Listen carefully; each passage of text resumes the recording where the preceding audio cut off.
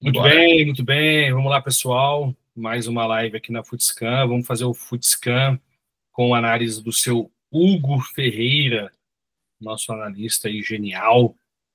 Vamos trazer aí informações sobre Candango da Série B, né? E numa noite especial aí, fechamos o link. O pessoal do YouTube vai poder assistir depois pelo YouTube, mas fechamos o link porque fomos invadidos por trolls. Está na internet o link e as pessoas podem fazer coisas que não são legais. Então, tirem as crianças da internet, cuidem delas. Não é lugar para crianças. Então, vamos lá. Vamos começar aqui nossa live. A nossa ideia aqui dentro da Footscan é tratar do futebol de uma forma pedagógica, séria, buscando sempre aí o entendimento analítico, conceitual, enfim, com algum respaldo acadêmico, para a gente poder observar o jogo, né, de uma forma que seja relevante, que acrescente. E essa análise que o Hugo faz é uma análise descritiva. A gente emite algumas opiniões, e a opinião admite sempre divergência, ninguém é dono da verdade, mas a tendência é que a descrição dos movimentos, dos eventos, do que acontece dentro de campo, sejam muito, muito parecidas. Talvez só algum olhar que a pessoa tenha direciona para um lado, o outro vai direcionar mais para o outro, mas é esperado que quem estude futebol descreva de forma semelhante os eventos que acontecem dentro de campo, e essa é sempre uma boa provocação. Meu nome é Felipe Calmon, você está aqui na Footscan, e somos uma empresa de educação dentro do futebol, fazemos análise individual dos atletas que estão espalhados pelo Brasil e pelo mundo, mas somos uma empresa baseada aqui em Brasília, no Distrito Federal. Por isso que a gente vai avaliar aqui o Candangão Série B, que é muito interessante. Antes de eu estar em Brasília trabalhando como scout, como analista de futebol, eu estava em outros contextos muito mais desenvolvidos, vamos dizer assim, e aprendi muito quando passei a avaliar o Candangão e olhar para o contexto de Série D, de campeonato estadual, que é o maior contexto que a gente tem dentro do Brasil. A gente aprende demais. Então, aqueles que estão acostumados aí com análise de Premier League, de Série A do Campeonato Brasileiro, e que não têm o costume de olhar para as competições, fica o nosso convite para que venham e observem o jogo, observem também os detalhes individual dos atletas, para entender que algumas coisas que a gente presume, né, que a gente entende que são óbvias dentro do futebol, às vezes nem sempre estão presentes em outros contextos, e talvez isso defina por que este time ou aquele jogador não consegue ir para uma competição de elite. E também a gente consegue perceber jogadores que, por apresentarem tais comportamentos, e times que, por apresentarem tais comportamentos, podem conquistar e almejar palcos melhores para poder desempenhar o jogo de futebol. Então, sem mais delongas, vou apresentar aqui o nosso querido Hugo Ferreira, e ele já faz a introdução aí sobre qual time que vamos analisar, qual é o contexto e todos os detalhes aí com o meu querido amigo Hugo Ferreira. Por favor, Hugo, boa noite para você e seja bem-vindo mais uma vez ao Footscan. Obrigado pelo seu esforço de sempre. Boa noite, pessoal. Boa noite, bom dia, boa tarde ao Thiago, né, que está aqui com a gente, e o pessoal que vai acompanhar depois pelo YouTube, nosso canal no YouTube. Já fica aí o convite para que você siga a gente, que vá se inscrevendo, para dar uma forcinha para a gente continuar fazendo essas análises. Então surgiu a ideia da gente divulgar interesse pelo futebol de Brasília. Eu acho que nós somos desbravadores nisso aí. Se acompanharem bem, pouca gente repercute, pouca gente se interessa. Se vê um cara que gosta de futebol passar algumas semanas em Brasília, ele nem sabe que tem Candangão, que tem Série B, que aqui existe futebol. E se tiver, às vezes, um cara que trabalhe com isso, ele não vai ter, primeiro, a propaganda, né, desse futebol que rola aqui, e também não vai conseguir ter ferramentas de avaliação. A gente traz uma conversa um pouco mais aprofundada, mais séria, e estamos aí com o propósito de avaliar uma equipe por semana a cada rodada da segundinha, queridíssima segundinha. Primeira semana foi o Brasília, Segunda semana foi o Lusiânia. Estamos na terceira semana, terceira rodada. A quarta será no final de semana. E vamos avaliar a equipe do Cruzeiro, que é basicamente composta pelos atletas sub-20 de Brasiliense, Samambaia e etc. Dito isso, vamos lá. Contexto. As duas equipes com pontuações parecidas, as duas equipes brigando por uma possibilidade de acesso à Série A do ano que vem, ao Candangão do ano que vem. Como já falei, a equipe do Cruzeiro praticamente toda sub-20, acredito que toda ela seja sub-20 mesmo, e que não demonstrou, pelo menos nesta partida, e a avaliação é específica dessa partida, não apresentou grandes, como é que eu posso dizer, um modelo muito mais interessante, que desperte algum interesse, que desperte alguma atenção de muita gente. O que imagino que seja surpreendente para muita gente que esperava de fato algo diferente. E aí a gente vai mostrar que nessa partida, especialmente nessa partida, tivemos algumas ideias, algumas coisas a avaliar, mas que foram pouco efetivas, e o resultado se explica, né? Acabou em 0-0 a partida. Então, para a gente dizer o método que a gente avalia pelo menos 4 submomentos. A gente pega as organizações, tanto ofensiva quanto defensiva, ou seja, momento em que a equipe se defende, organização defensiva, preparada para defender, equipe em organização ofensiva está preparada para atacar, e temos as duas transições, tanto defensiva quanto ofensiva, que é a mudança desses estados. Quando passa de um para outro, a gente tem uma transição aqui no meio, e aí, defensiva é a partir do momento que você perde a posse da bola, e ofensiva é a partir do momento que você recupera a posse da bola. Não tinha e passa a ter, está em transição. E o último ponto que a gente vai trazer é chamar a atenção sobre as bolas paradas do Cruzeiro, que podem ser decisivas, são interessantes de avaliar, o adversário pode estudar e pode se defender já para as próximas partidas. Então a gente vai começar aqui justamente com a organização defensiva, como que a equipe se defende. E é uma premissa básica do futebol, apesar de muitas pessoas, sem o pleno estudo, discordarem disso, mas na academia, nas cadeiras, no estudo, na divulgação toda equipe se defende no momento que ela está sem bola. Isso é o principal. Hugo, mas está pressionando lá em cima. Não, se você está sem bola, você está defendendo. Afinal, o jogo de futebol parte de princípios, né? Você tem que fazer mais gols que o adversário para vencer o jogo. É um jogo como qualquer outro. Tem objetivos, tem meios de alcançar esse objetivo, e você só pode fazer gol se tiver a posse da bola. É o básico. Logo, se você está sem ela, você se defende. Felipe, a gente não conta gol contra, não, cara. Dá para fazer gol contra, né? Então, você pode ganhar um gol de graças. Mas, na regra, né, no que vale, na disputa, é que a gente só ataca, de fato, quando tem a posse da bola. Eu não consigo atacar sem bola. Eu vou me defender, porque um dos objetivos, um dos princípios do futebol é também recuperar essa bola para eu poder atacar. Então, a gente observa isso. Você está muito professor hoje, Hugo. Tô, né? Acelera, bora para análise logo, que o pessoal quer ver a bola rolando. Então, bora. A equipe do Cruzeiro se defendia de uma maneira mais alta, mas a gente vai ver aí com os vídeos, vou deixar passando, que não é uma pressão muito forte. As linhas, o bloco era muito alto, próximo ali da área do adversário, ou na intermediária do adversário, uma espécie de 4-4-2 ou 4-2-3-1, fazendo essa pressão, mas a gente vai vendo pelos vídeos que não é uma pressão com todos os atletas, é uma pressão meio frouxa. É quase que se não houvesse pressão alguma. A gente vê aí o Pedro Rian indo, voltando, correndo. Tem, por vezes, o apoio de algum companheiro, mas não foi muito frequente na primeira parte do primeiro tempo. Num segundo momento do primeiro tempo, essa pressão é feita com 2 mais na frente, mas ainda assim sem muita imposição. E aí a gente observa também do bloco deles, que é o quê?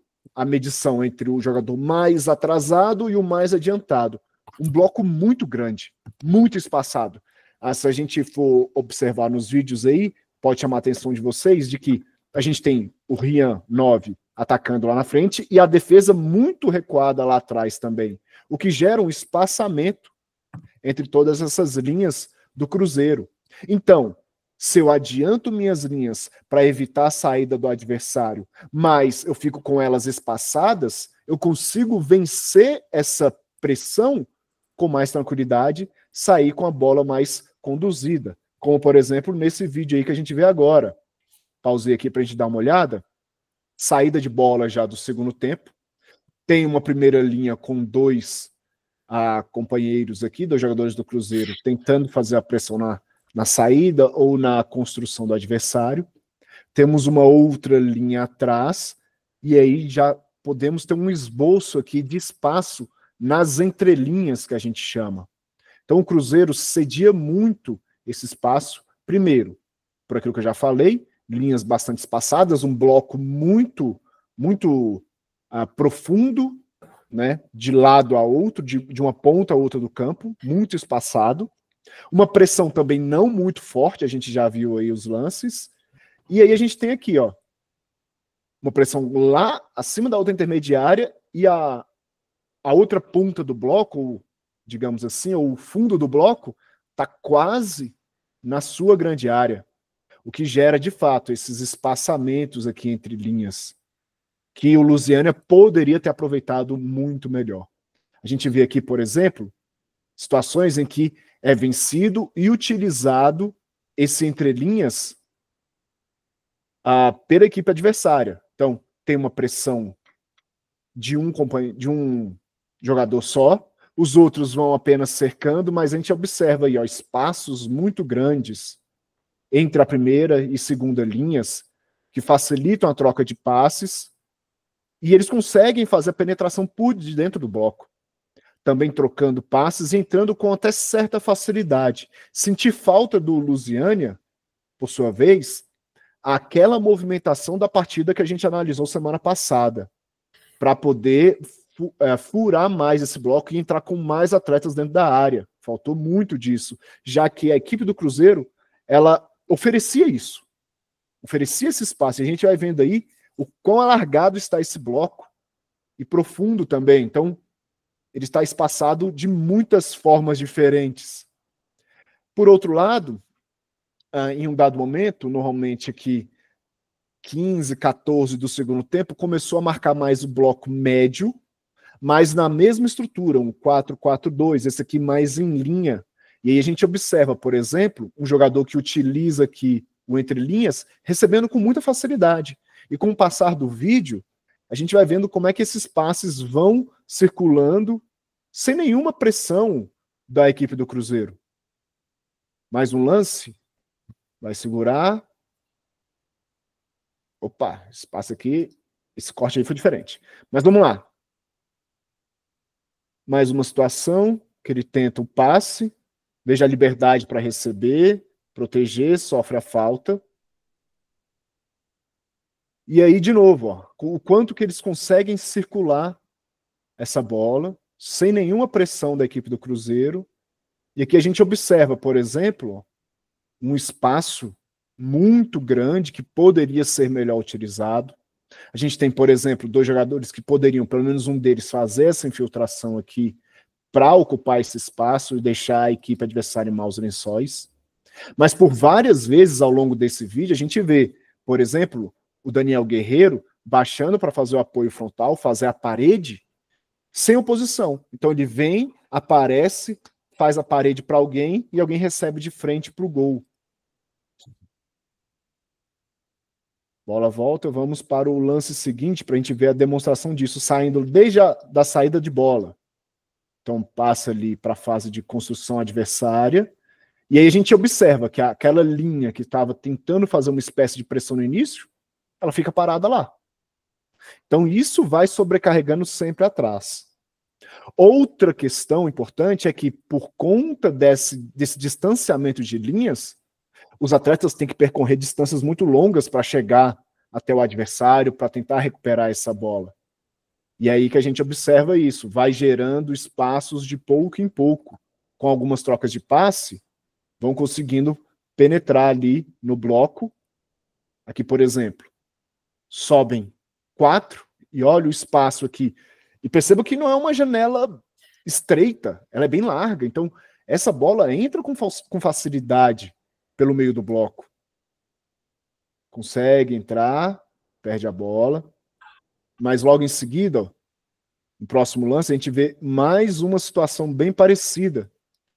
Então a gente tem uma pressão xoxa e muitos jogadores que podem utilizar essa entrelinhas, porque os espaços estão bem abertos aí.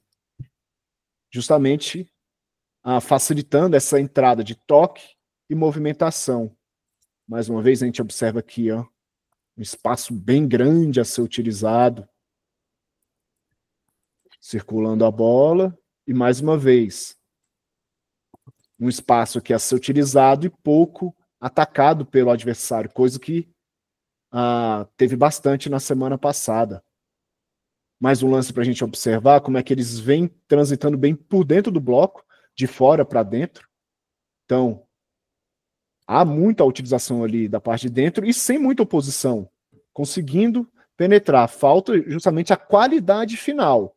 Talvez mais atletas, mas perceba que as triangulações, as tabelinhas, as jogadas de passe curto que vão entrando sem qualquer oposição, sem qualquer tipo de bloqueio adversário. E abre a possibilidade também dessa, do próprio atleta que é pressionado por ser uma pressão fraca, ou só de um companheiro, só de um jogador, ele mesmo vencer essa pressão e poder conduzir, já poder ganhar campo, e fazer esses passes de ruptura, passes que vencem a linha, e encontram sempre um adversário muito livre para poder girar em direção ao gol, conduzir ou continuar dando os passes. Mais uma vez, a gente observa aqui Daniel Guerreiro fazendo esse apoio, fazendo essa parede, e um outro ponto interessante aqui, que a equipe do Lusiana utilizou pouco, que a equipe do Cruzeiro ofereceu bastante também. Todas as vezes que o atacante baixa, o zagueiro vem acompanhando e gera um espaço às costas. A gente observa aqui uma linha toda quebrada. Uma movimentação, por exemplo, de um ponta ou de um jogador rompendo isso aqui, atacando as costas, ele poderia receber em plenas condições. Ao longo do vídeo a gente vê essa possibilidade aparecendo várias vezes, mas a equipe do Lusiana prendeu bastante a bola, ao invés de tentar um lançamento para o fundo, ao invés de tentar um passe de ruptura, ao invés de tentar um giro com a bola e se colocar de frente para o gol. Perceba como é que baixa para entrelinhas e a jogada sai. Ainda assim, avançando em campo, eles não são tão pressionados. Então, me chamou muito a atenção essa postura do Cruzeiro na fase defensiva, em ocupar algumas posições, mas morder bem pouco. E a gente fala aí de atletas de até 20 anos que têm a condição de fazer essa movimentação, de dar esse pique. Também não sei até que ponto foi pedido pelo treinador que realizassem isso, mas digo, foi assim durante toda a partida, do primeiro ao último minuto, sempre com essa mesma postura e sempre com essa mesma intensidade ou falta dela.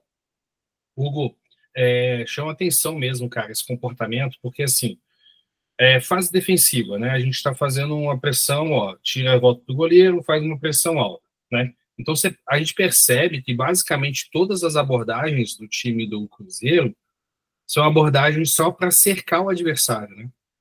Você você tira a defesa, os seus jogadores da posição de organização defensiva para poder fazer uma pressão alta e você espaça as linhas, como você falou, tira a compactação, né, de sentido de profundidade do time para poder ter esse embate mais alto, mas não tem pressão, né, no portador da bola. E qualquer momento aí que tiver um atleta do Lusiana de frente para o atleta do Cruzeiro, você dá um pause aí que a gente vai ver que eles deixam ó, mais ou menos esse aí 1, 2 metros de distância para o portador da bola, dando tempo e espaço para ele pensar e decidir. E não tem uma composição de linhas muito bem estruturada por conta dessa altura de bloco e dessa descompactação no sentido da profundidade, né? O que significa isso? Os jogadores não estão na linha em que eles deveriam ficar numa organização defensiva. Por que eles não estão naquela linha, né? Os 4 defensores, os 4 médios, os 2 da frente. Porque eles saltam para poder pressionar no encaixe individual, né? Fica mais sustentada só a linha defensiva, mesmo assim você vê os laterais fazendo o combate nos pontas encaixados ali individualmente, né? Então tem um encaixe individual disperso por todo o campo, mas você não tem uma pressão ao portador da bola. Então, me parece o pior de todos os mundos, né? Você tira a organização defensiva, você tira a compactação em nome do quê? Em nome da pressão alta. Então, beleza, vou arriscar. Por quê? Porque eu vou ser pressionante lá em cima. Eu sendo pressionante lá em cima, eu roubo a bola, pego esse time desorganizado. Mas não, ele se desorganiza atrás, faz avança dentro de campo para poder aumentar esse bloco, tem um encaixe individual, tem uma quebra de linha, mas mesmo assim não tem pressão, não tem tentativa de roubar a bola do adversário. A gente viu alguns movimentos mais pressionantes para não deixar o adversário virar com bola. Mas depois que ele está virado com bola, eles estão com tempo e espaço para poder jogar à vontade. Então, vamos ver, está 43 já do primeiro tempo aí, e a postura é bem diferente, bem estranha, né? Não, eu imagino que isso possa ter alguma estratégia por trás, possa ter uma orientação de fazer dessa forma, mas é alguma coisa que eu não alcancei aqui fazendo a observação de qual o propósito disso, qual o objetivo, e principalmente porque tudo que a gente faz taticamente dentro de campo, né, e deveria ser assim na vida também, a gente está buscando ter algum ganho, alguma vantagem. Então, eu não estou vendo aqui a vantagem sendo gerada para o Cruzeiro nessa abordagem defensiva contra o Lusiani. E o que você falou é importante, porque assim, vamos lá, a gente está aqui para falar de futebol, não é simplesmente tecer críticas. Vamos pensar aqui o que esse tipo de movimentação gera. Você falou muito bem. Então, ele adiantou a primeira linha para pressionar a saída de bola do adversário. Beleza? Eu posso fazer isso? Posso. Eu posso não fazer isso? Posso também. Mas qual a sua intencionalidade? Qual é o seu objetivo? Qual o seu interesse em fazer esse tipo de coisa? E o que você vai gerar também para o adversário, né? É importante a gente saber ponderar todas essas questões. Vamos pensar aqui uma outra situação. Eu adianto minhas linhas para pressionar lá, para tirar a saída de bola do adversário. Por quê? Poxa, eu vi semana passada na live da Footscan que o Lusiânia pressiona alto, que sai com a bola curta sempre. Então, beleza. Vou então jogar aqui alto, né? Vou impedir a saída de bola deles. Mas você está pressionando somente com um jogador? Essa pressão então é vencida e os demais não acompanharam a subida, o que gera de novo vulnerabilidade no entrelinhas. Entrelinhas, o nome já se explica, né? Entre as linhas, o espaço entre as linhas. E é ali que o Lusiana poderia ter utilizado muito mais. Talvez tenha faltado um pouco de ambição para a equipe, para utilizar isso, deitar e rolar ali, e chegar até mesmo na última linha, ou na zona de finalização, e castigar o adversário. O Cruzeiro, por sua vez, se expôs demais mesmo, e não tinha proteção em nenhuma entrelinhas, nem da primeira para a segunda, nem da segunda para a terceira. E aí a gente, de novo, fala sobre objetivos. Eu quero pressionar alto, mas eu só vou pressionar com um. Então, bota todo mundo para subir. Pô, não subiu. Então, deixa alguém ali, aquele que a gente chama, né, um cão de guarda, protegendo ali a defesa para evitar um adentramento por meio do bloco. Não teve nem isso. Então, a gente vai ver na sequência dos vídeos aí, sempre a mesma tônica. De o meio quase sempre desprotegido. Um atleta vem conduzindo, já tem a janela de passe aqui para o passe entrar. Perceba que esse aqui é o atacante que ele vem, faz apoio frontal, surge aqui, aí a bola vem, o outro ponta baixa nesse espaço vazio e recebe a bola, de novo, com muita distância para o adversário. Então, o Cruzeiro quase sempre está correndo atrás, está chegando atrasado, tem que se deslocar muito.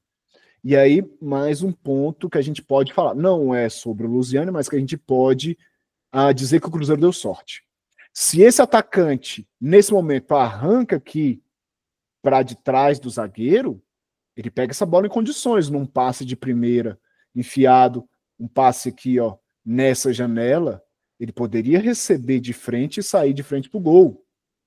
Por vezes, aqui também, ó, ao invés desse corte para trás, um passe aqui por dentro, pela movimentação do Aldo, pegaria a equipe do Cruzeiro totalmente desguarnecida. A gente observa aqui, esse é um lateral, esse é um zagueiro, o outro lateral está aqui, o volante, o outro zagueiro veio acompanhar aqui. Tá muito bagunçado mesmo. De novo, perceba, 1, 2, 3, 4, 5, 6 atletas do Cruzeiro nessa última parte do campo, e o centroavante do Luziano pega com tranquilidade, se movimenta para receber essa bola, tem tempo para dominar, tempo para girar, tempo para tentar um passe em profundidade.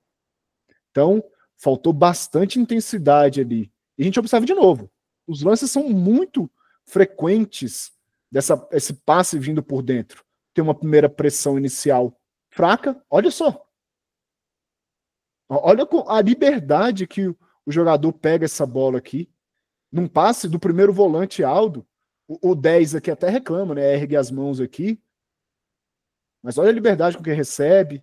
E aqui, de novo, faltou aquela ambição. Pô, joga aqui por dentro de novo. Se esse passe vem por dentro, olha aqui, fica um 4 contra 3. Mas não, segura a bola, prende, e aí tem que reconquistar o espaço novamente. Resolve o problema do Cruzeiro? Não, porque esse espaço vai aparecer logo em seguida. A bola vai ser circulada, vai de um lado para o outro, e aí o passe por dentro vem de novo, porque olha de novo aqui, esse espaço surgindo ali. Alguém vem, aparece, consegue fazer a condução ali por dentro, volta o jogo, passe por dentro, vai sair de novo. Olha só. Perceba que com um passe venceu-se duas linhas defensivas. É porque a tabela não está saindo, o apoio, a parede não está fluindo, mas veja quantas vezes tenta esse passe por dentro, esse passe de ruptura. E eles tocam bola até com facilidade, tranquilidade. Né? Não tem ninguém mordendo, não tem ninguém pressionando. Acaba que o Luziânia perde essa bola por errar os passes. Mas vejam quantos passes e quanta tentativa, olha só. Oportunidade se mostrando e não foi aproveitado. Então, o Cruzeiro teve mais sorte que juízo nessa fase defensiva aí, nessa organização defensiva deles. Olha só. Recebe, livre, com tranquilidade, gira, olha o jogo, dá o passe, as outras linhas continuam espaçadas e a primeira ficou lá atrás. Perceba como é que tá perdendo viagem. A jogada já tá lá na frente, a outra linha continua lá, enfiada lá. Então, esse bloco defensivo é muito mal organizado. E aí eu não culpo necessariamente o treinador, pode ter, tem sua parcela de culpa, os jogadores também têm, mas ninguém vê isso assim, ficou muito evidente para mim. Isso realmente me saltou os olhos. Uma coisa, olha só, pausando essa imagem aqui, a gente vê tamanho espaçamento que a gente tem aí entre a defesa do Cruzeiro. É muito grande.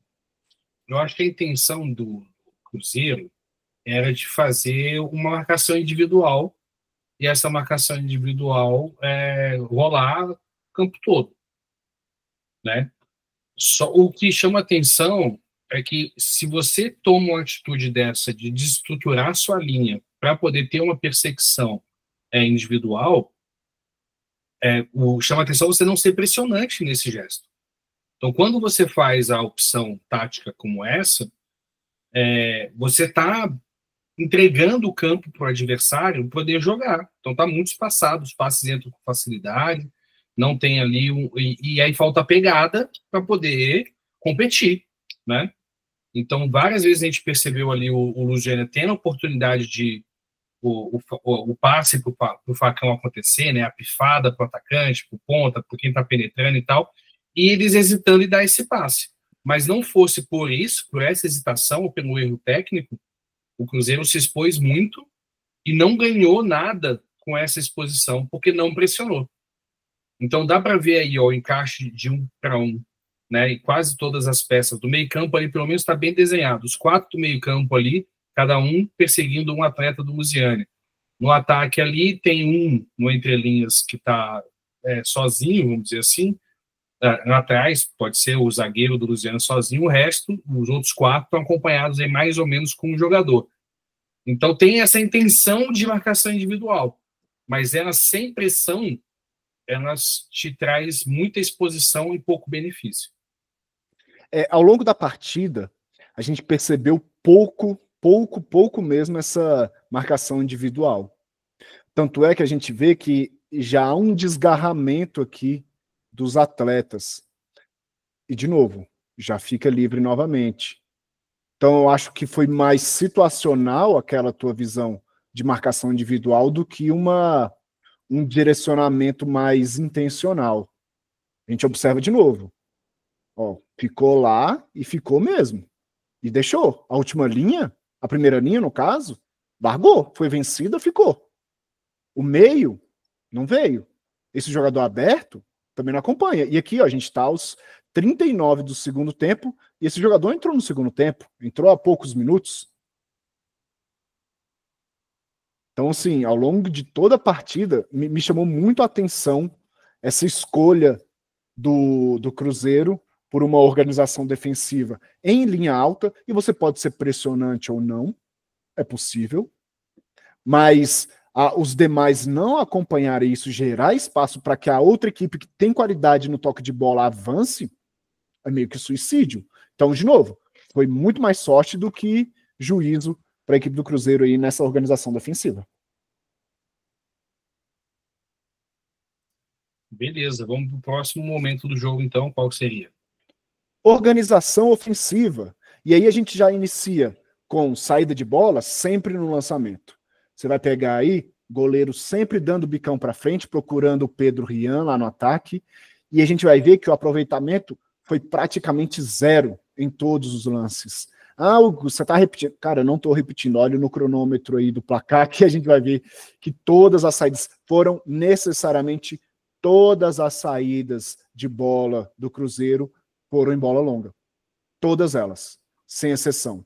Eu anotei aqui a saída de jogo. Foram 19, todas do goleiro, todas em lançamento, pulando aquela fase de construção e às vezes até a fase de criação, tentando chegar ao máximo possível. E aí a gente observa que é sempre procurando o Pedro Rian para fazer a casquinha, né, para ganhar de cabeça, mas somente uma bola, e mais que por acaso, conseguiu chegar até o gol adversário partindo dessa bola lançada, que é justamente esse lance aí. E sem muito perigo, inclusive. Todas as outras foram perdidas, rebatidas para o adversário, ou não geraram nada. Às vezes foram direto para o goleiro. Não é replay, gente. Todas as saídas do Cruzeiro, a partir do seu gol, foram dessa forma, por lançamento. O que o treinador poderia querer com isso? É importante a gente pensar. Digamos que, se a gente sabe que o Lusiânia pressiona alto, diferentemente do Cruzeiro, que só está alto, mas não pressiona, pode ser uma boa alternativa. De fato, pode, sem problema nenhum. Mas aí a gente não tem nenhuma dinâmica de primeira ou de segunda bola, isso também chama muito a atenção, persistir nessa saída o jogo inteiro. A gente observa aí, já estamos aos 47 do segundo tempo, aos 51, e a saída continua a mesma e sem efetividade alguma. Então, uma equipe que a gente poderia esperar algo mais interessante. E, de novo, não é um modelo ou outro, não há uma fórmula para se jogar futebol. Você tem diversas formas. Mas a gente vê que, de tudo aquilo que ela propôs na partida, até então, nada deu muito certo. Nem na fase defensiva e nesse início de fase ofensiva também. Gerou pouquíssima ou nenhuma vantagem, pouquíssima ou nenhuma garantia de sucesso, pouquíssima ou nenhuma efetividade, eficiência, nada, nada, nada. E aí, isso também pode-se dizer da parte de construção, que foi feita como? Lançamentos. As poucas vezes que foram em passes não geraram muito efeito, mas a gente vai vendo aí a construção da equipe muito baseado em lançamentos. E da mesma forma que a saída de jogo, gerando retorno algum. Já está indo aí para o quarto lançamento no primeiro tempo.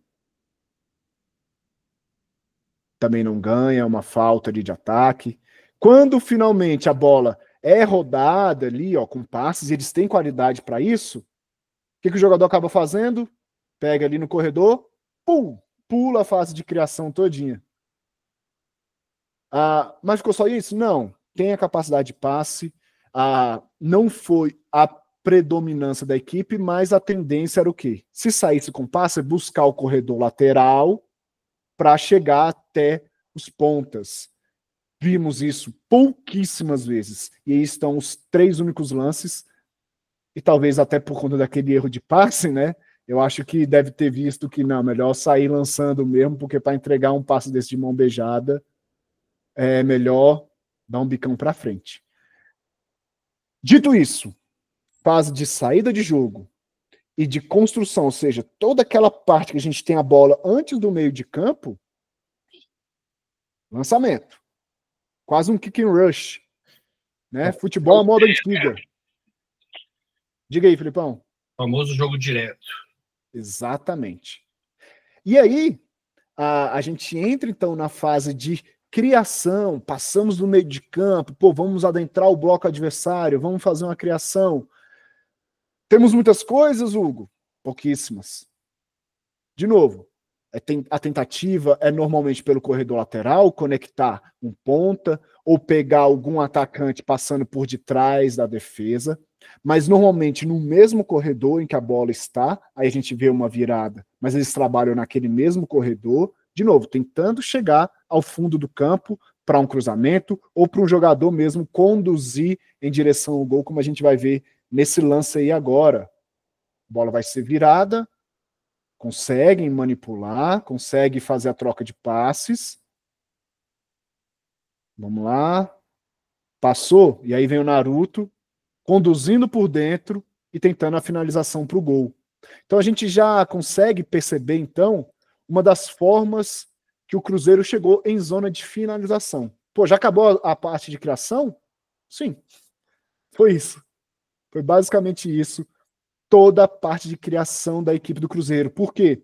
Quase ficou sem a bola. O jogo inteiro praticamente sem a bola. O Lusiânia com a bola, tentando algo, sendo pouco agressivo, sendo pouco incisivo, sendo pouco ambicioso. E o Cruzeiro, nas vezes que pegava a bola, tentava sair com um pouco mais de velocidade ou a bola longa. Devolvia para o adversário, que tentava construir com mais calma de novo.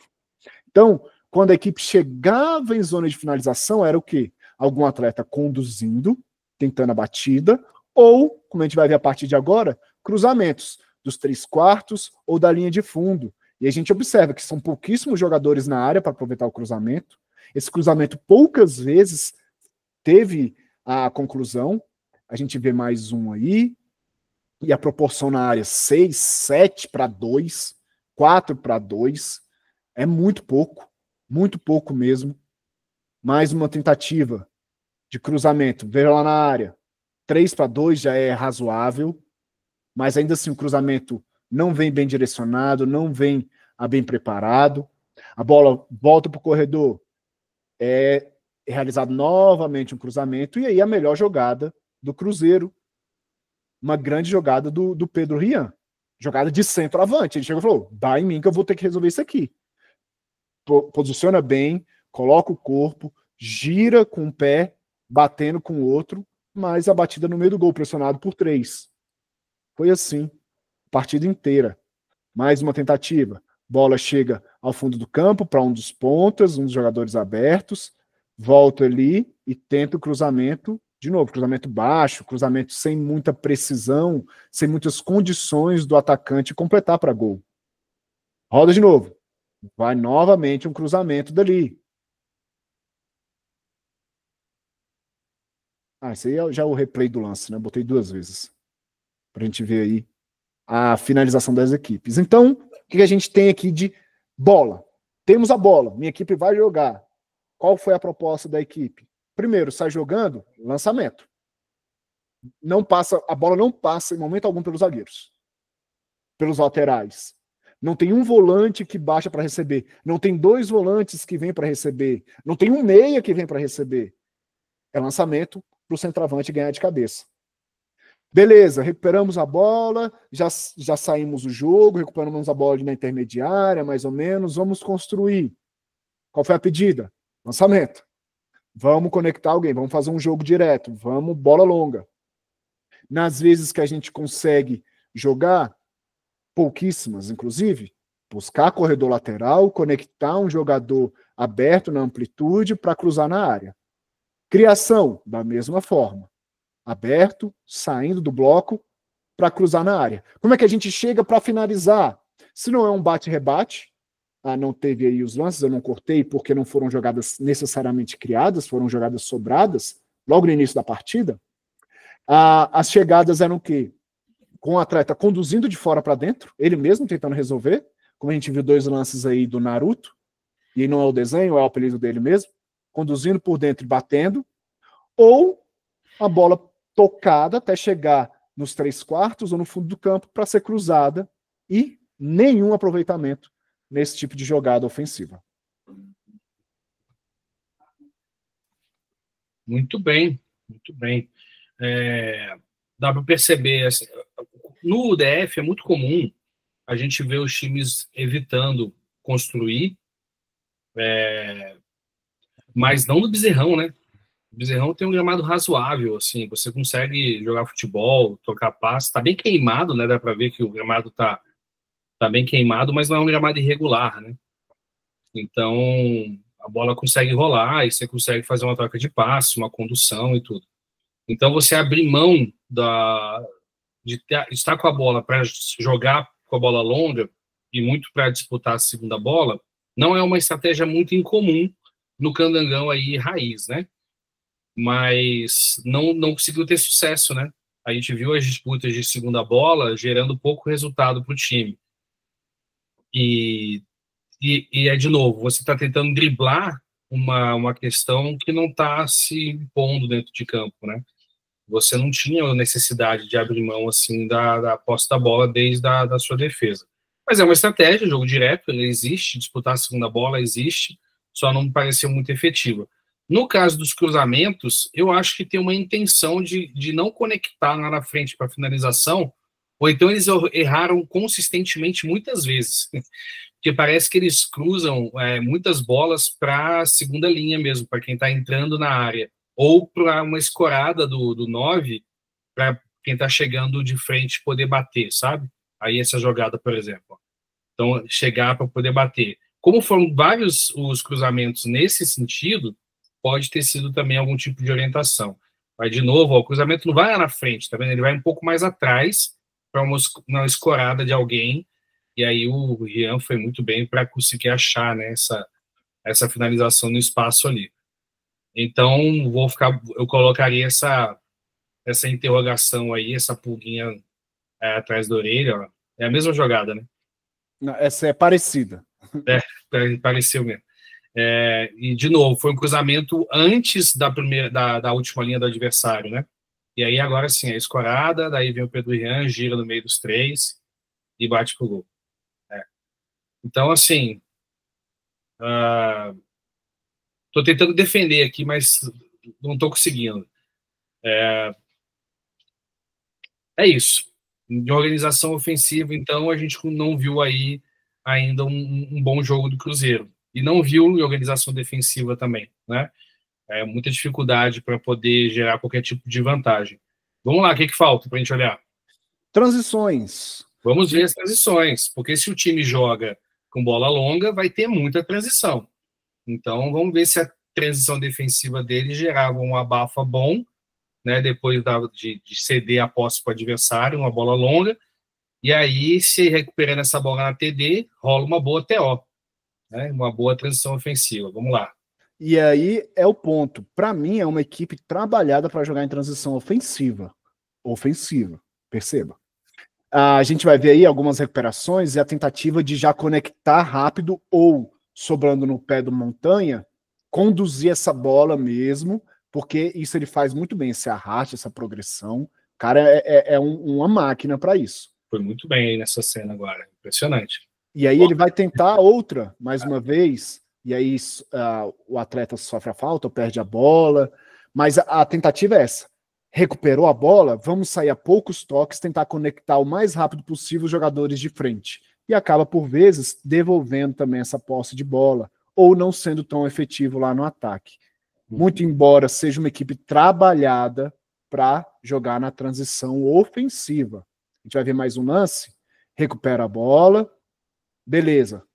Tenta já uma jogada individual, buscando o corredor, buscando a profundidade, buscando atacar o fundo do campo.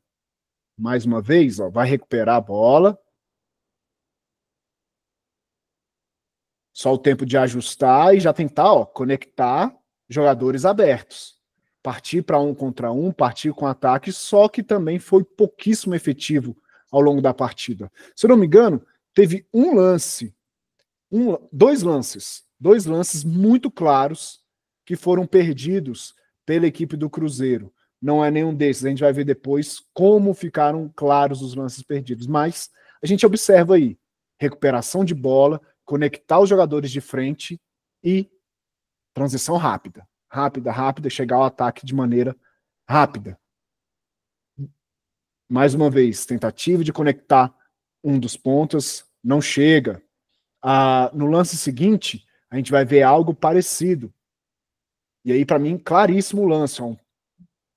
Uma volta, o jogador consegue recuperar, perde, recupera logo em seguida, e aí parte de novo, sozinho, entra na área, dá o passe para trás e o jogador não consegue completar para gol. Foi uma chance claríssima de gol. Essa aí, se eu não me engano, também. Não, é a próxima. Depois. Que eles saem num 3 contra 2 e não conseguem concluir. E a gente observa que eles tentam chegar no ataque da maneira rápida. Esse aí já é o lateral, que sai arrancando lá de trás, sozinho, como se fosse o ponta. E aí tenta o cruzamento para a área, para chegar até o gol. A recuperação da equipe, então, é basicamente essa. Transição rápida, pegou, vamos conectar os nossos atacantes e deixá-los em condições de 1 contra 1, de partir em progressão, de chegar finalizando essa bola. Aí já uma recuperação e o cruzamento, como a gente já viu no lance anterior. Agora, Hugo, eu fiquei curioso para rever esses lances de transição, porque a gente avaliou a organização defensiva deles e sempre com falta de pressão, né? Um encaixe ali, alguma ideia de encaixe, enfim, de saltos não muito organizados e sem pressão na organização defensiva. Mas eles recuperaram bastante bola aí nas transições. Vamos e aí ver. a gente observa também, desculpa te interromper, as situações em que eles recuperam essa bola. Normalmente, quando já estão lá no seu último terço, defendendo, então há um bate-rebate ou uma bola de escanteio que não é concluída, então eles conseguem atacar essa bola e recuperar, ou por perda de posse através do passe do Lusiana mesmo. Erra passe, eles interceptam e conseguem fazer isso. De fato, não é exercida pressão. Não é uma marcação muito forte. Mostra lá pra gente, deixa eu rodar ali pra gente ver como é que eles recuperam a posse e como é que iniciam as transições. Vamos lá. Voltei aqui para a gente ver o lance do início. Não, mas vai do começo dos lances. É aí mesmo? Porque ainda tem metade aqui, a gente dá para ver. Volta lá para eu ver de novo. Vamos lá. Não tem nenhum time importante jogando agora, não. Rapaz. Veja, interceptação de passe, tenta conectar e não chega. Próximo ó. Lance seguinte. TD, né? Uma rebatida, consegue recuperar de cabeça quase lá na área e sai tocando. Mais uma recuperação de passe. Passe interceptado. Tenta conectar logo. Pressão para a esquerda funcionando, né? Pouco, viu? Pouco a gente vai ver isso nos lances seguintes de transição defensiva. Recuperou ali, conseguiu atacar. O Monteiro jogou bem, hein? Oi? O Monteiro jogou bem, arrastou bem bola, foi bem agudo. Acho que foi o melhor jogador do Cruzeiro, pelo visto. Um dos poucos que se salvaram. Ele e o goleiro. Deve ser por isso que ele foi anunciado no Brasiliense essa semana. Já era de lá, né? Não, mas como parte do elenco principal, né? Tá certo. A gente vê aqui, ó, por exemplo, o Aldo tenta um passe de ombro, de peito, e o jogador recupera e vai. Vai chegando, olha para a área e cruza. No lance seguinte, é de novo uma bola rebatida, uma segunda bola do goleiro, rebate, dá de cabeça, a bola cai, e eles tentam conectar o jogador mais avançado. Deixa eu avançar mais um pouquinho aqui, que é aquela jogada que a gente já viu 30 vezes. Mais uma bola rebatida, um chute bloqueado, e para mim essa aí foi uma das chances mais claras da partida. Conecta rápido o atacante, ele vem por dentro e perde na corrida. Mais uma vez, uma bola levantada na área, bate e rebate, consegue atacar bem essa bola, e aí, de novo, essa aqui, 3 contra 1, e aí o Montanha, não foi o Montanha não, esse não foi o Montanha, tentou um passe por dentro e acabou perdendo. Então, a gente vê que poucas mesmo, em quantidade, foram de pressão para a esquerda, algumas foram, mas foram poucas. Poucas mesmo foram com alguma pressão ali dentro do bloco. Houve, mas foram poucas. A maioria é o quê? Tentativa do Lusiana de chegar ao ataque, erra o passe e eles interceptam. A tentativa de bola cruzada na área, não ganha de cabeça, ataca a bola e recupera. Então, foi basicamente isso ao longo de toda a partida. De novo, reforço aí, uma equipe que na transição ofensiva foi muito melhor do que nos outros aspectos que a gente viu até então. Sem dúvida. Se dá para a gente anotar que uma qualidade dessa equipe é transição muito rápida, agressividade para arrastar a bola, né, no Montanha impressionante ali. A gente viu pouco do Naruto, né, ele é mais participativo normalmente. Pedro Rian tem uma capacidade, ele maturou muito cedo, né, então ele tem uma força que já é próxima, vamos dizer assim, de um jogador profissional de fato. Então a transição ofensiva do Cruzeiro foi um refresco aí para a análise da equipe, que nos outros, em organização, tanto defensiva quanto ofensiva, não conseguiu brilhar os olhos aqui, não. E já digo que a transição defensiva também não vai brilhar. Vamos ver. Vamos lá, mostra para nós. Então a gente tem aqui a equipe com a bola. E da mesma forma que era na organização, na transição também é uma pressãozinha xoxa. Normalmente, somente o atleta que perde a bola ou que está próximo da bola faz a pressão. Os demais ficam distantes, os demais não conseguem diminuir o espaço e, colaborando com aquilo que a gente falou da organização, de linhas espaçadas, eles nem conseguem chegar, porque já estão distantes desde o início. Então, se a pressão é vencida, eles têm que percorrer muito para chegar e diminuir o espaço. Vou soltar os lances aqui para a gente ver. A equipe com a bola, perde. Perceba a facilidade que o Lusiana consegue sair sem muita pressão adversária. Ó, tem mas sem muita força, sem muito ímpeto, sem muita ajuda também. É o mesmo defeito da organização defensiva, né? Eles até fazem uma corrida em direção à bola, ao portador da bola, mas eles não terminam de aproximar. Então, ainda tem um desgaste físico, mas não tem ali a efetividade. Ó. Agora, esse aí sim foi físico na disputa. Mas sem apoio nenhum também. Sem apoio nenhum, Vamos ver. E aí já é mais próximo do gol. Permitiu a finalização ainda. Não tem um senso de urgência. Ó lá, perdeu? Pronto. Você vê que, ó, ficam observando bastante, bem passivos mesmo. Ó, vai dar um bicão para frente, ó. E aí, de novo, o distanciamento entre os atletas impede até mesmo da gente ter uma resposta mais rápida. Ó, o lançamento do goleiro, vai tentar de cabeça, não ganha, tem uma primeira pressão, fica por isso mesmo. Até chega, mas em 1, 2 passes, consegue vencer isso muito rapidamente. E dá pra ver que quem fica na frente da linha da bola não volta, né? Como a gente já falou lá da organização defensiva. Ó, tem um pressionando, vem um outro, corre muito, vem o outro, corre muito, e olha o espaço que gera. Vai sempre gerando espaço, porque os deslocamentos são muito grandes. O distanciamento inicial já é muito grande entre as linhas. Então, se vem um pressiona, o outro dá um pique para pressionar logo em seguida. Não dá, o outro dá um outro pique de novo. Então, deslocamentos enormes, vai gerando buraco, vai gerando espaços na defesa. Como a gente vê aí, ó. Tranquilidade. Volta ali. Olha o comportamento dos 3 homens de frente quando perdem a bola ali. Larga a mão. Agora aqui, Ó, há uma pressão inicial. Aí, depois... Os 3 ali, ó, estão próximos até da bola, né? Tem uma distância ali de uns 15 metros cada um da bola, do Aldo ali no centro do círculo, e não tem ninguém nem acelerando, nem inclinando o tronco para dar um arranque. Ó. Os 3 estão realmente andando e falando assim, pessoal, o Aldo tá com a bola, tira dele aí.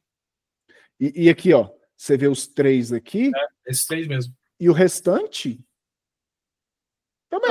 Tem uma contenção ali no meio, os 2 estão bem postados ali, tal, pode aguardar um pouquinho, não precisa subir para pressionar, né? Até para não aumentar esse problema de entrelinhas e não dar mais espaço. O Naruto está um pouco distante, ele tem que acompanhar ali o Andrezinho, com a luvinha branca aqui embaixo, deve ser. Ele tem que acompanhar, ele tem que acompanhar ali tudo e fazer uma corrida por dentro, né, na diagonal, vai passar na frente dele ali. Mas esses 3 homens de frente totalmente fora da fase defensiva do time. E aí a gente entra naqueles dilemas que falamos anteriormente.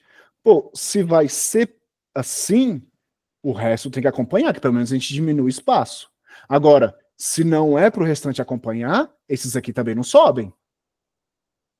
Então a gente vai vendo aí situações que vão sendo aplicadas. Ah, você só critica, é muito fácil falar de... Não, mas o nosso trabalho é esse, até mesmo para a gente observar se o treinador está querendo colocar isso ou se não está conseguindo aplicar aquilo que ele quer. Porque claramente tem falhas, tem vulnerabilidades muito grandes aí, tanto na organização defensiva quanto na transição defensiva, que pode custar muito caro para uma equipe. Verdade. E aí mais um lance só para a gente fechar mesmo. Vamos lá, tranquilidade, isso 20 do segundo tempo, ó. Tem um que pressiona. Foi a única vez que conseguiram vencer, de fato. E aí a gente entra nas bolas paradas, ou você quer falar alguma coisa? Não, pode seguir, podemos ir para as bolas paradas. Beleza, bolas paradas então, essa aqui sim, além da transição ofensiva, foi algo que me chamou a atenção na equipe, tanto nos escanteios ofensivos quanto nos defensivos, tá? No ofensivo, a gente vai ver aqui, a equipe está com a bola para fazer a batida, a gente vai ter um jogador que vem para o arraste na primeira trave, enquanto os outros ficam ali na marca do pênalti ou depois da marca do pênalti para atacar essa bola de frente.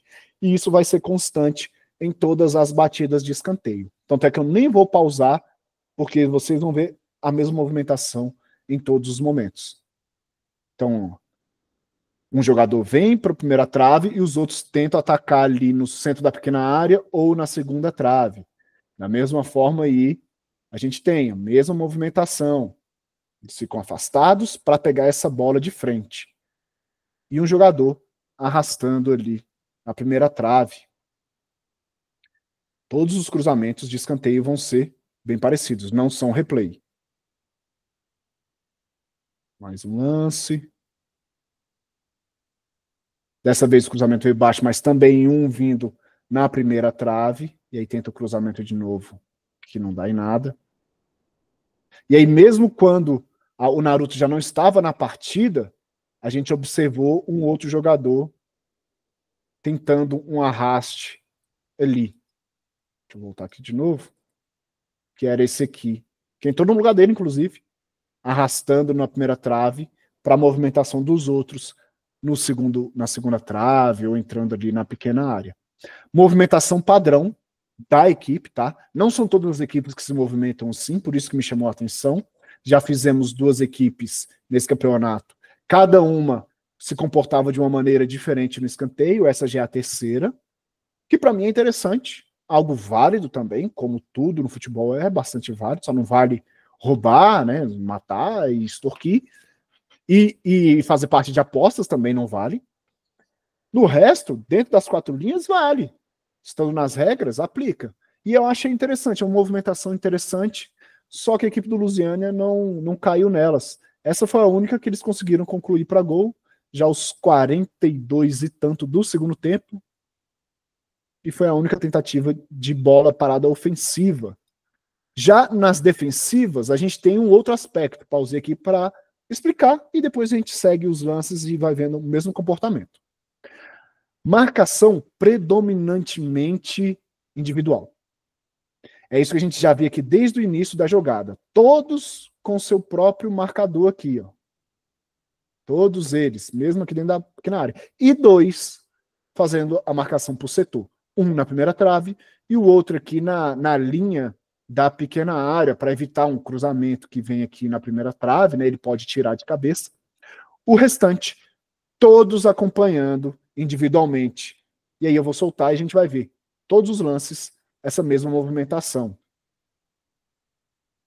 Mas o escanteio, mesmo na batida curta, a gente vê que estavam no mano a mano ali e os jogadores de sobra ou de setor saíram na bola. Mais uma parecida, ó.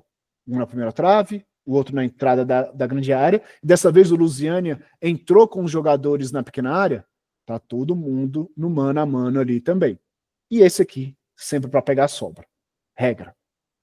Então a gente vê aí padrão mesmo, padrão Cruzeiro de defender escanteios é predominantemente individual, mais uma vez. E na que desgarra é a chance de gol. Mais uma vez. O jogador da primeira trave agora que tirou.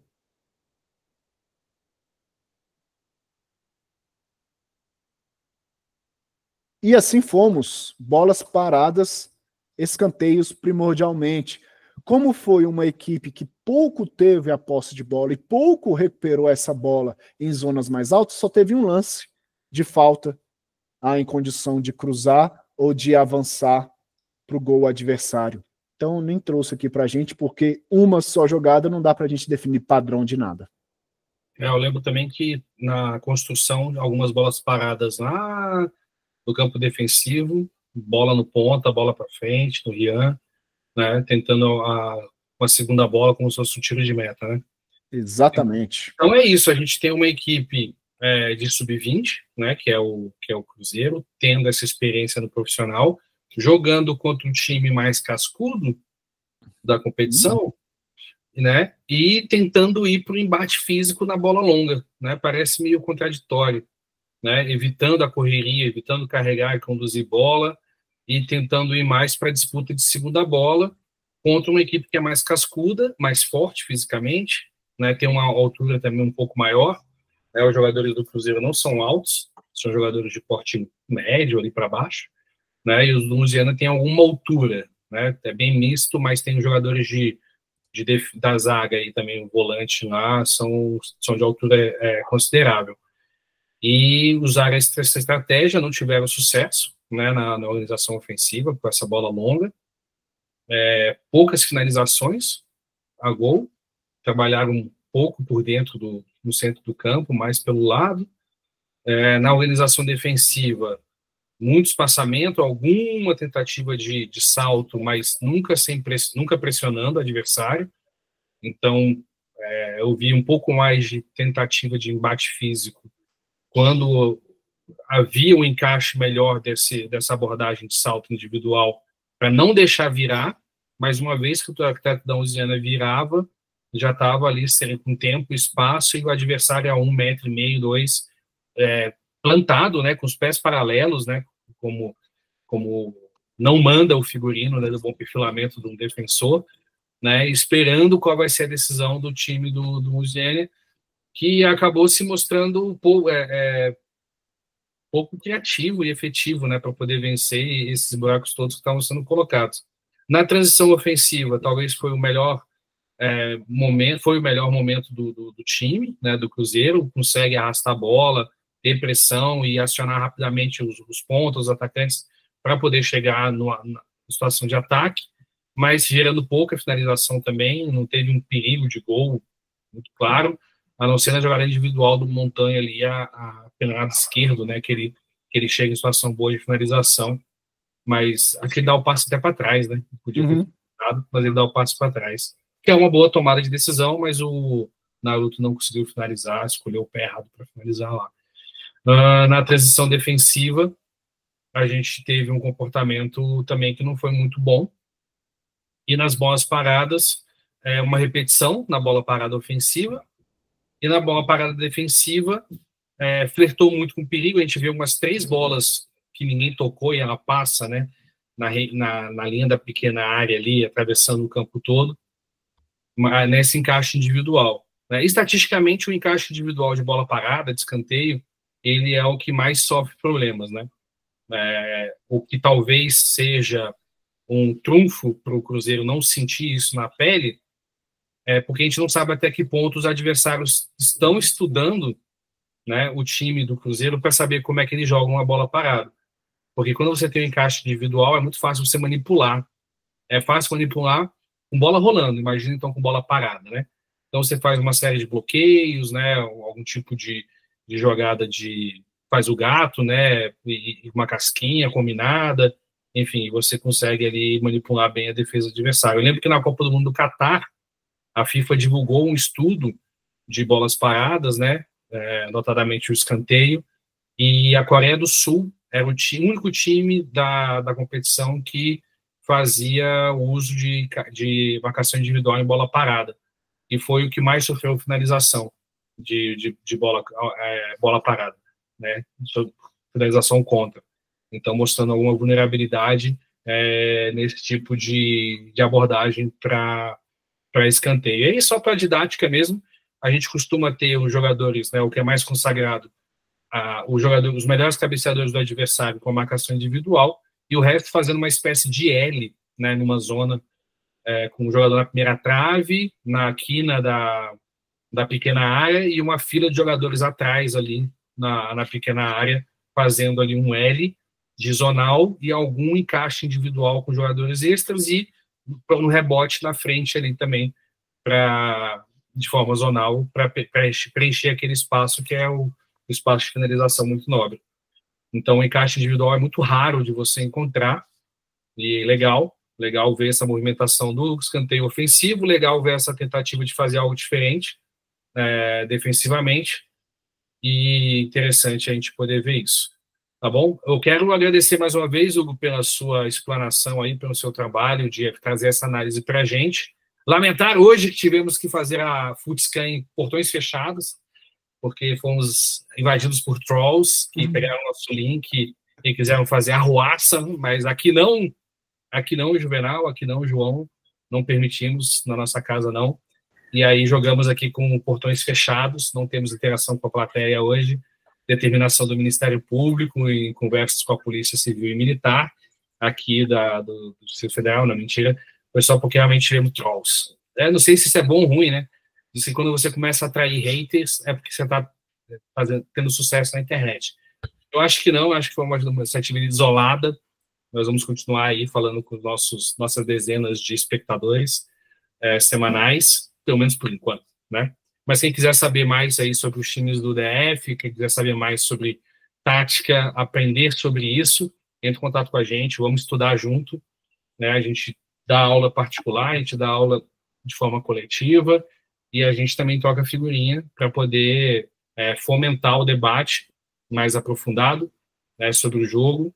E é isso, acho que essa é a nossa missão. Beleza? Obrigado, Hugo. Seu boa noite. Valeu, pessoal. Boa noite. Tá sendo muito legal fazer essas análises. Espero que seja proveitoso para muita gente, porque dificilmente, para não dizer impossivelmente, vocês vão ver isso em outro lugar sobre a nossa segundinha. Dito isso, boa noite. Esperamos vocês na semana que vem ou no próprio sábado, em que o Felipe vai trazer aí uma análise individual de atleta. A gente fez análise geral de equipe. Ele vai trazer um atleta especificamente para avaliarmos. Bem lembrado, vou fazer a propaganda aqui, vai ser o Matheus Bahia, lateral esquerdo do Candango, que em 2005 estreou no profissional, fez gol e fez o primeiro gol como profissional, não estreou, já tinha jogado antes, fez gol e fez assistência no jogo contra o Greval. Então vamos ver que jogador é esse aí, se tem alguém surgindo interessante aí no cenário do Candango da Série B, beleza? Valeu, pessoal, boa noite para vocês, boa tarde, bom dia, né? Bom, o pessoal do YouTube, a gente não sabe que horas que é. Putz, que é na área, desligando, tchau.